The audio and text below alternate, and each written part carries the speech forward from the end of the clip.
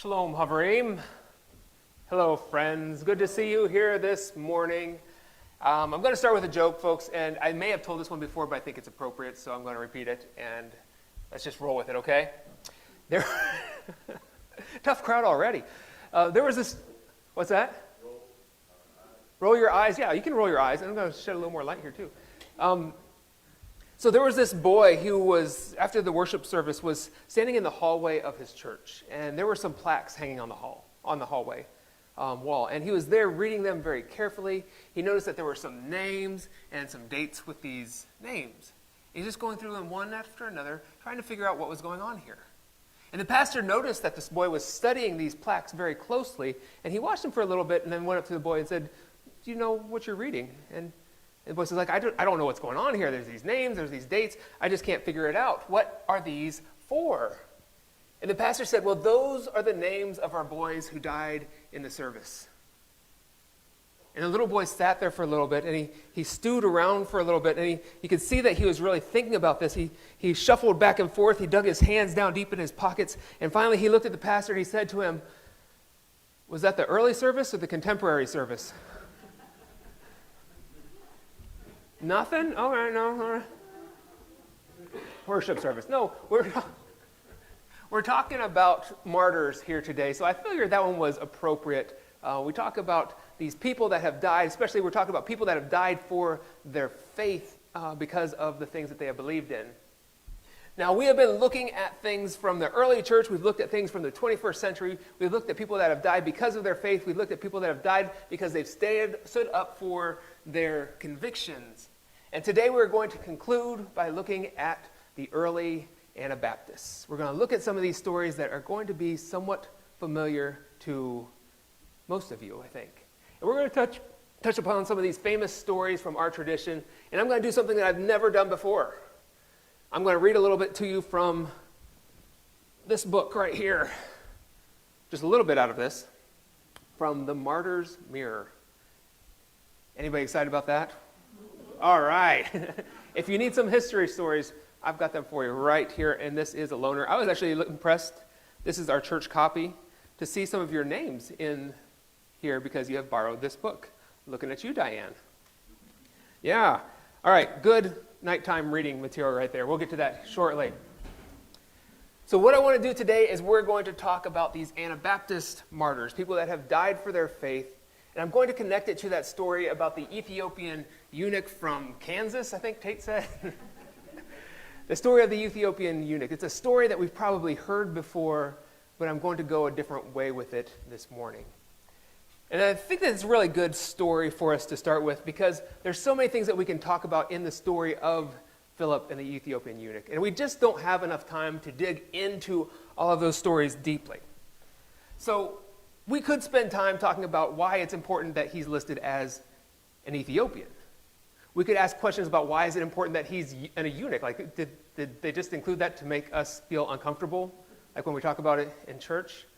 I mean, I think all of those important details are there for a reason.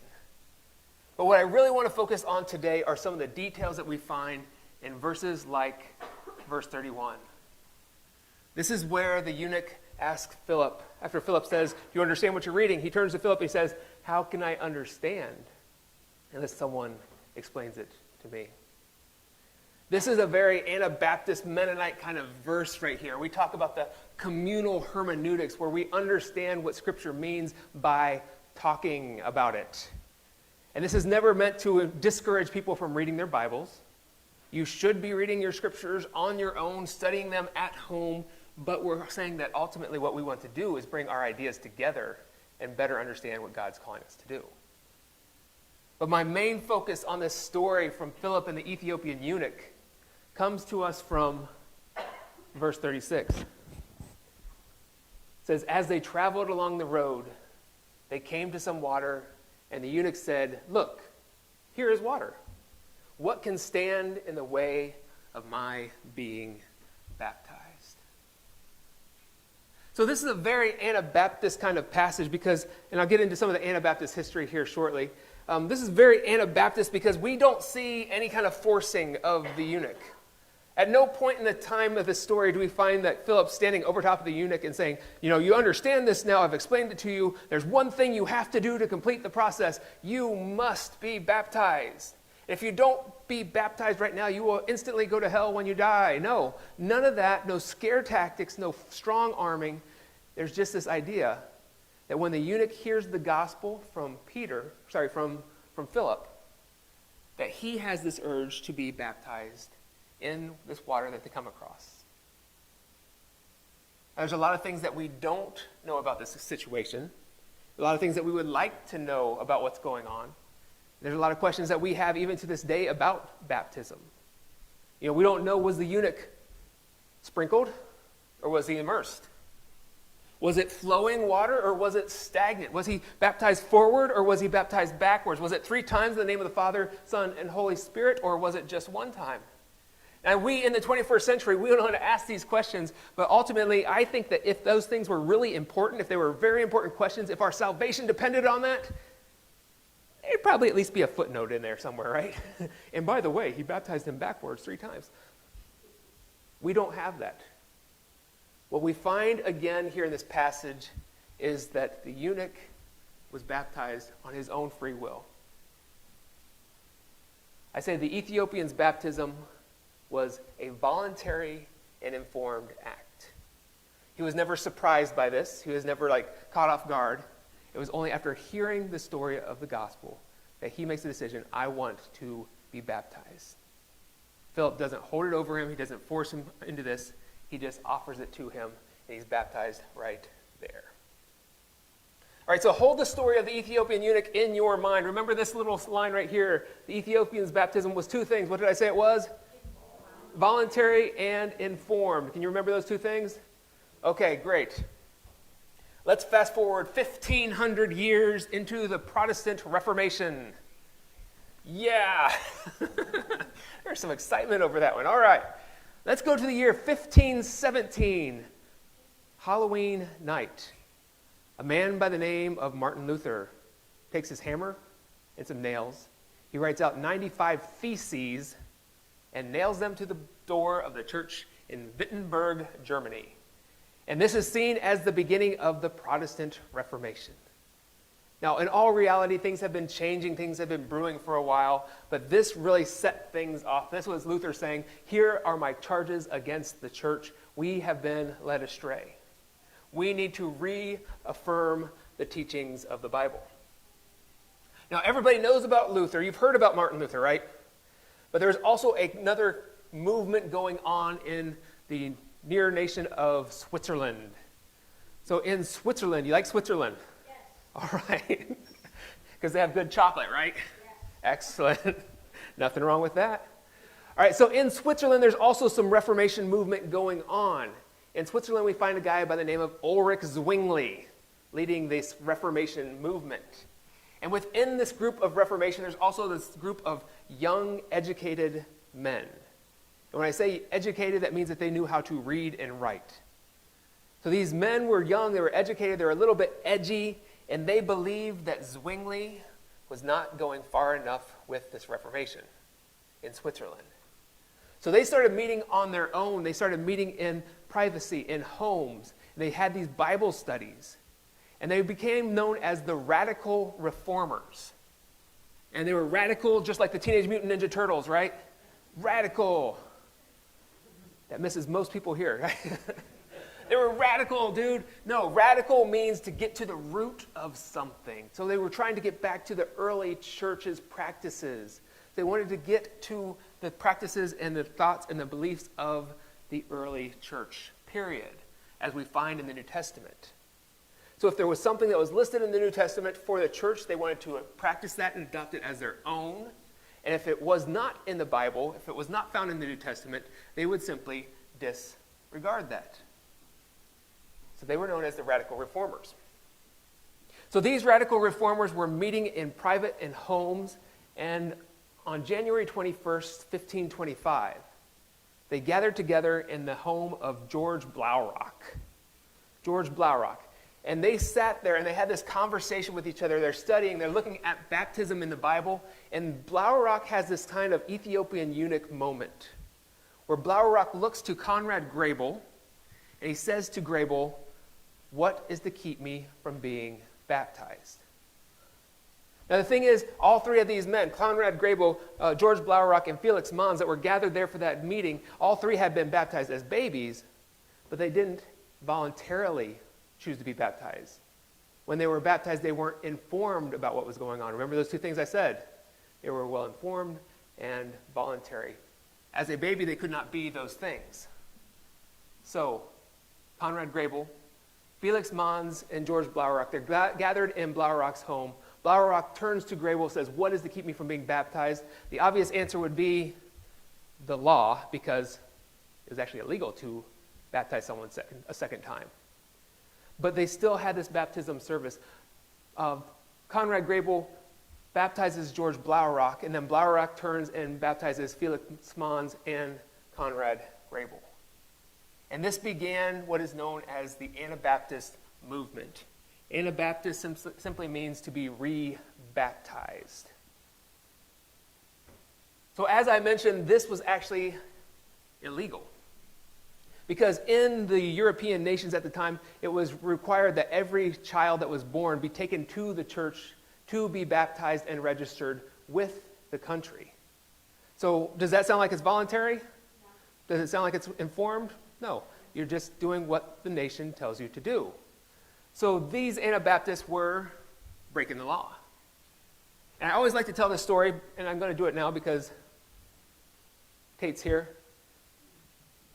Our password for the Wi-Fi in this church used to be something with Conrad Grebel. And Tate said to me one day, like, "Please tell me that's pronounced Conrad G. Rebel," right?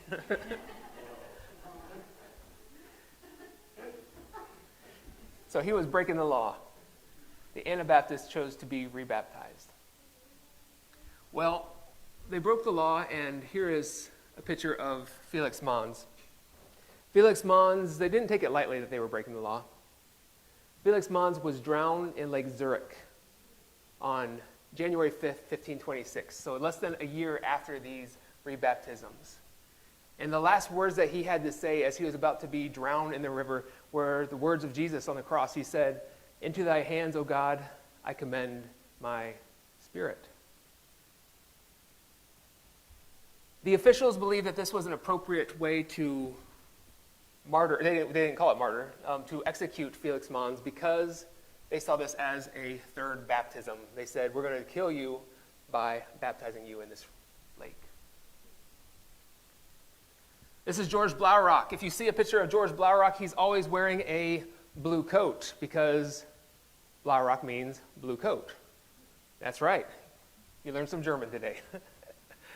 George Blaurock was actually able to put off martyrdom for a while because he was kicked out of Switzerland.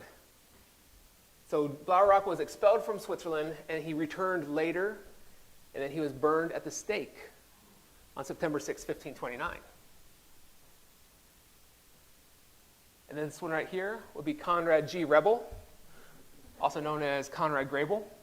Conrad Grebel was the only of those three that were there present that day who was able to escape martyrdom because Conrad Grebel died of the plague in 1526.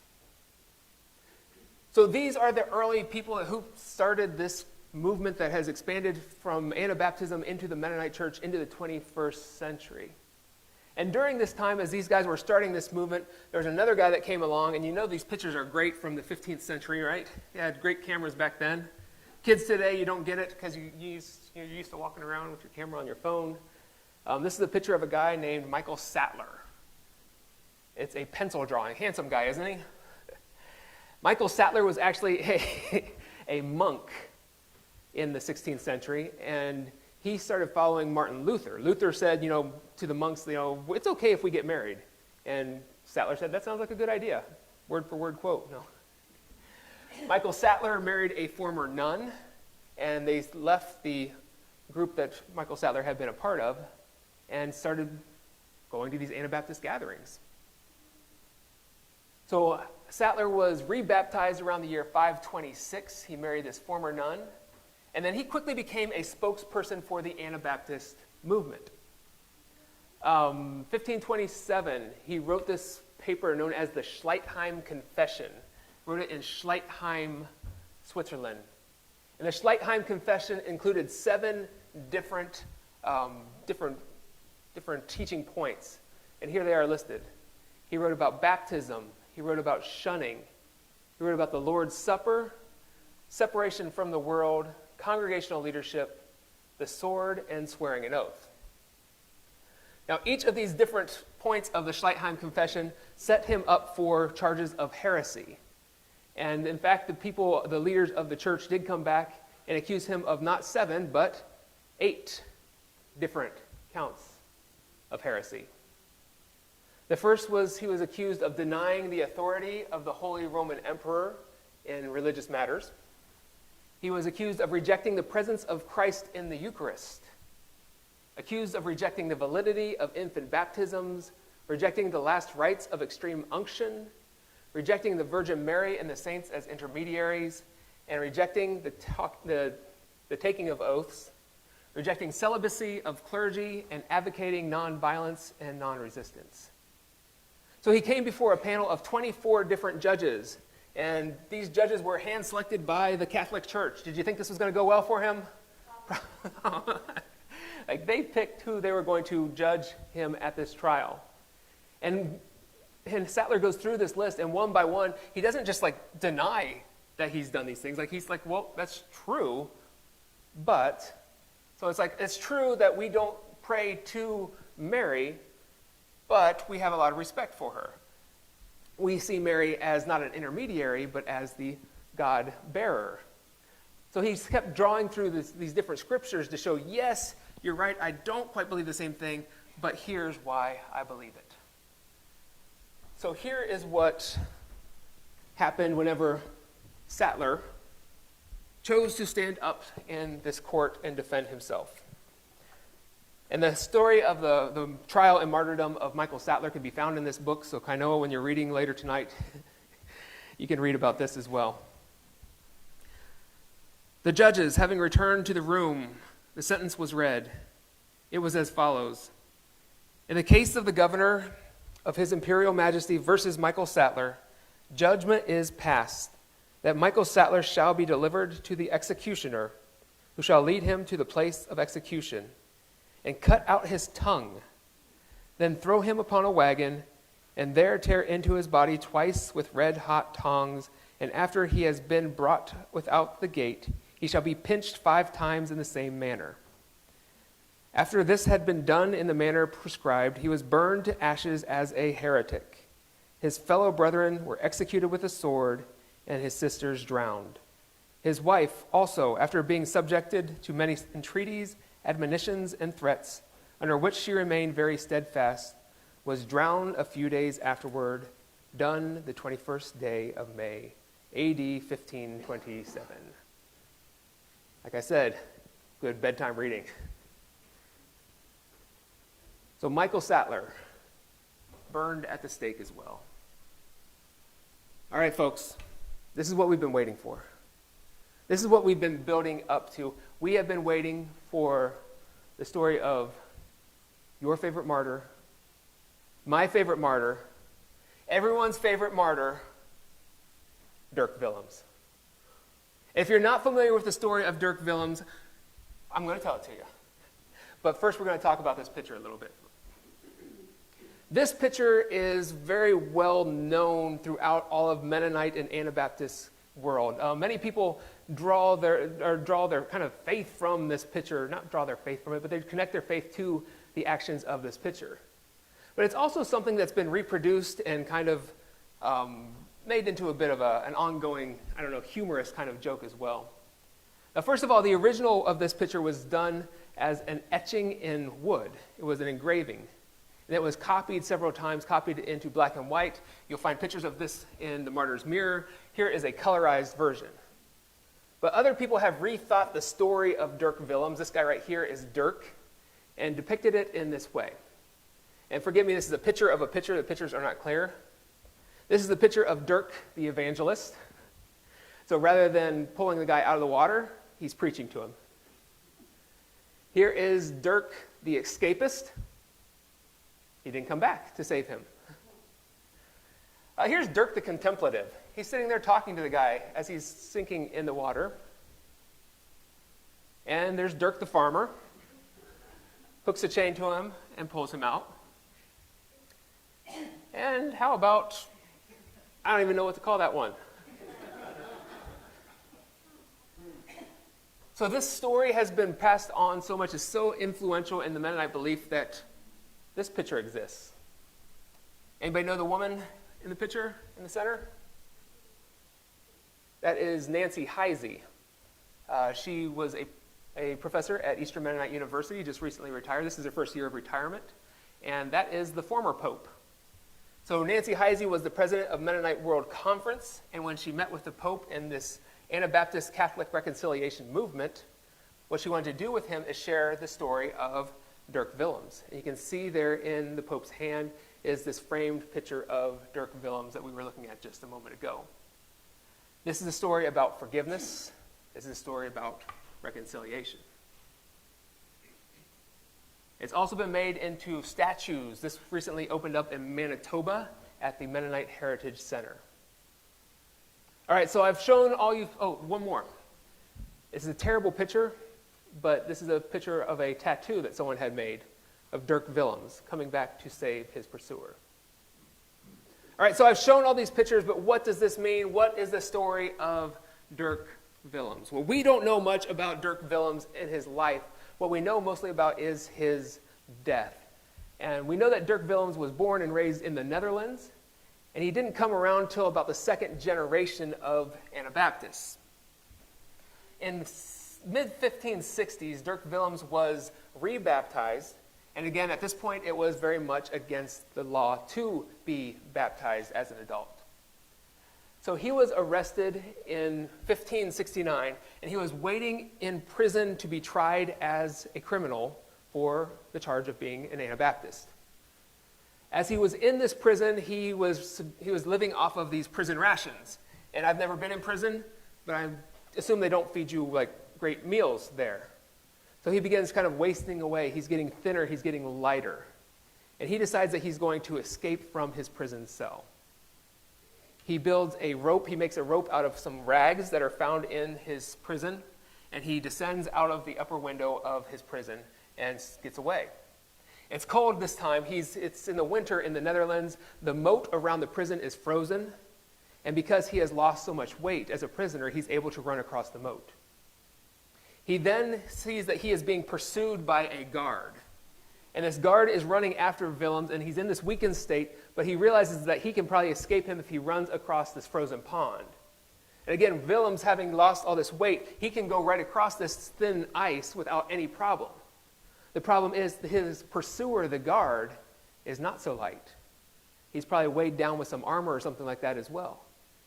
So he runs across the pond. This guard comes after him. The guard falls through the ice.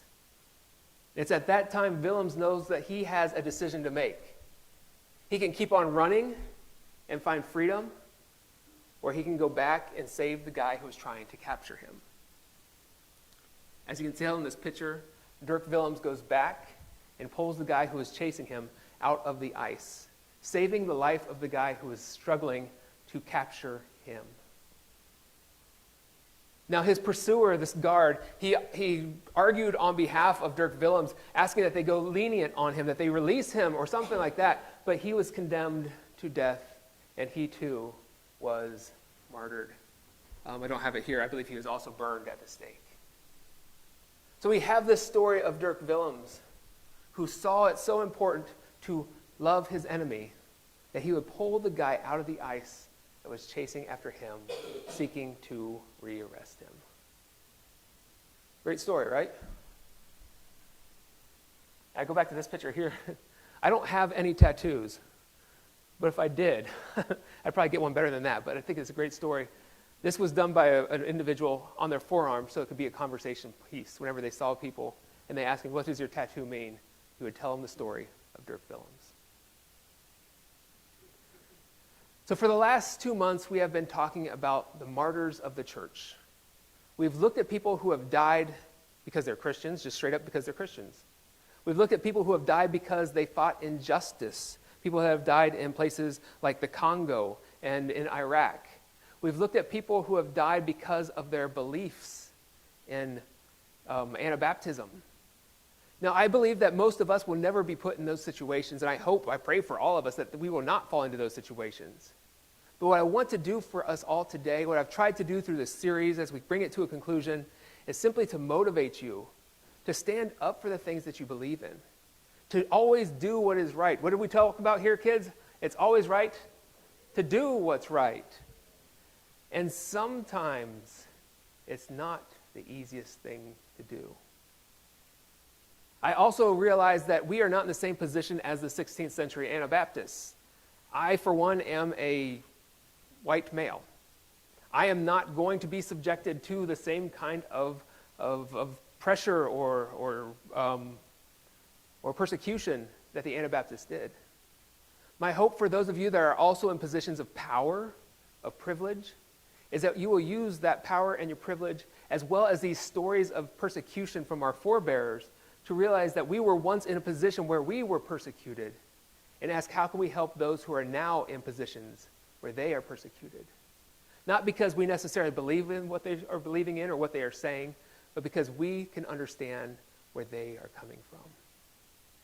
The martyrs are stories that are meant to be an inspiration for us. And my prayer is that it will be just that. Let's pray.